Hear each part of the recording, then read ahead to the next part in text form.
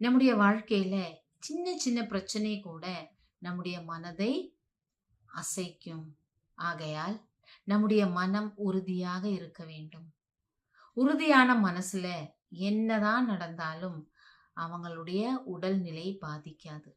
உறுதி அப்படிங்கிறது மனசுக்கு தானே தேவை.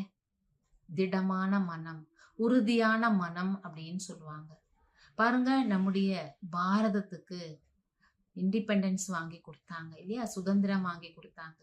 அதுல ஒவ்வொருத்தருக்கும் எவ்வளவு மனம் பாருங்க, எவ்வளவு உறுதியாக இருந்தது. அதே மாதிரி தான் ஆன்மீக வாழ்க்கையில வாழக்கூடியவங்க மனசுலயும் எவ்வளவு உறுதி இருந்ததுன்னு நெனச்சு பாருங்க.